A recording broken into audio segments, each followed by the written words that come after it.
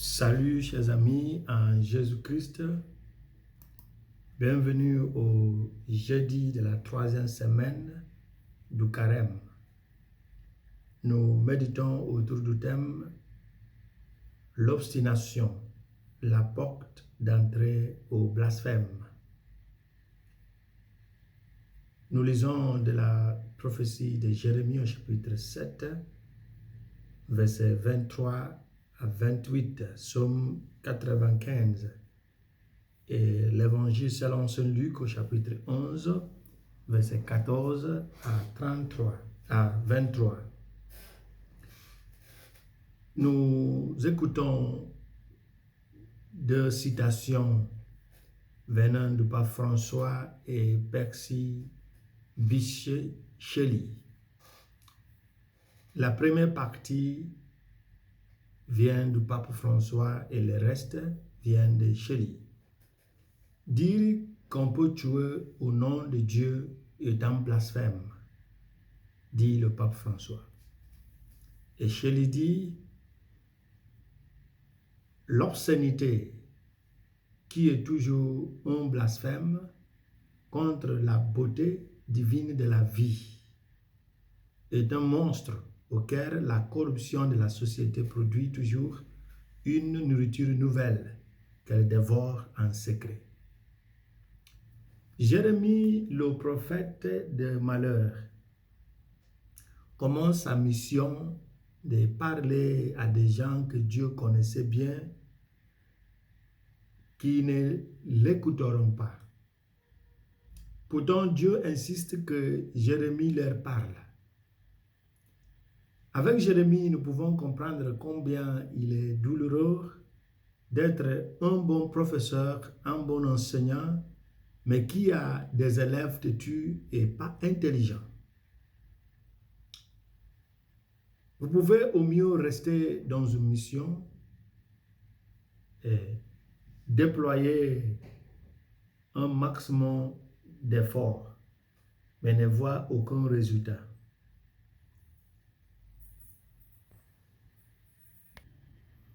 Face à l'obstination d'Israël, Yahvé dit à Jérémie de dire, c'est la nation qui n'a pas obéi à la voix de l'Éternel son Dieu et qui n'a pas accepté la discipline.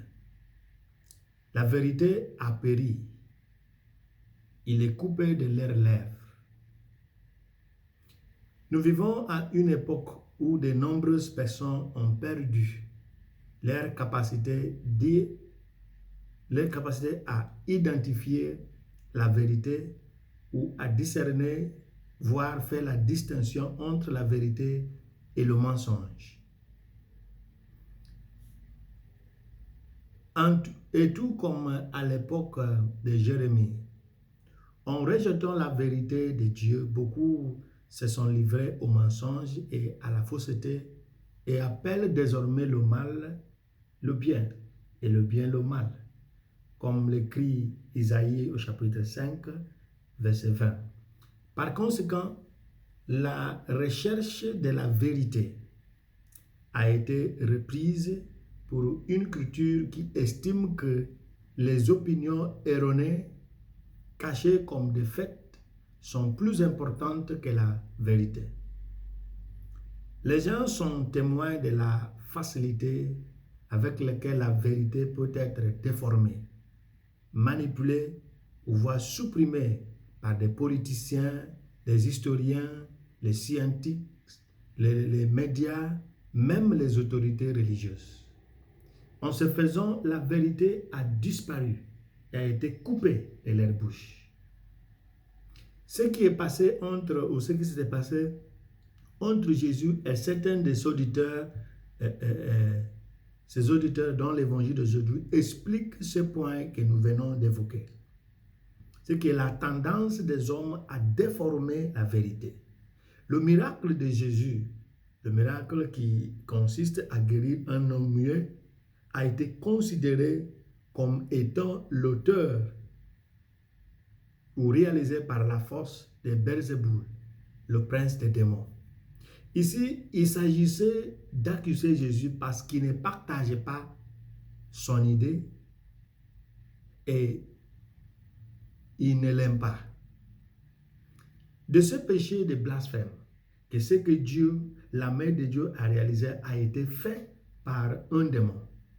Jésus vient nous développer un enseignement sur l'existence du ministère de guérison et de délivrance dans la culture et la religion juive lorsqu'il les interroge. Par qui vos fils les chastisent? Ça veut dire vos fils qui sont dans le ministère d'exorcisme et de délivrance, ils utilisent quelle force pour les chasser? Il y a cette mentalité que l'affaire de guérison, d'expulsion des démons, de délivrance est exclusivement une pratique chrétienne. La réponse est non. C'est une chose qui se trouve dans beaucoup de religions. La seule différence entre eux, que nous le faisons au nom de Jésus-Christ. Au nom de Jésus-Christ. Et Jésus évoque aussi un enseignement autour de la force d'unité et de division au sein d'un royaume à travers l'accord ou désaccord, le désaccord. En disant, tout royaume divisé contre lui-même est dévasté. À partir de ces nouveaux enseignements, Jésus leur ouvre l'esprit pour comprendre qu'il est l'homme fort. Puisqu'il est capable, il a su arracher l'homme possédé par l'esprit de mutisme qui le possédait. Puisqu'il est capable de le sauver, Jésus nous présente et il se présente comme l'homme fort. C'est lui qui est capable d'ouvrir la main de l'oppresseur et sauver l'oppressé.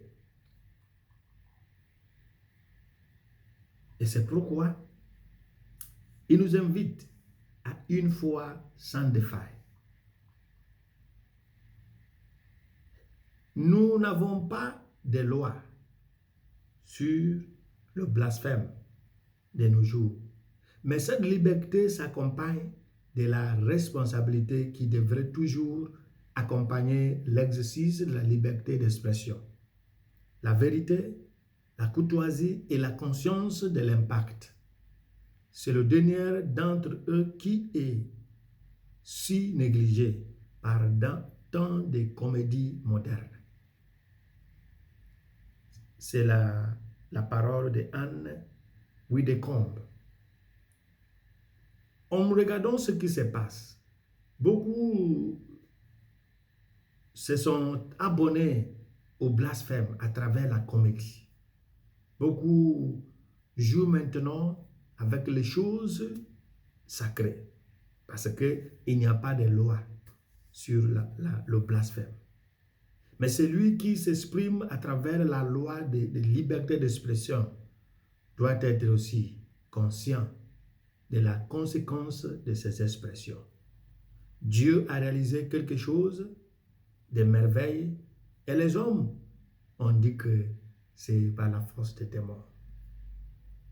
L'obstination, la porte d'entrée au blasphème. Demandons la grâce de pouvoir nous retenir dans nos expressions, dans nos façons de critiquer, dans nos façons de parler, pour ne pas attirer la malédiction de Dieu sur nous. Jésus est l'homme fort.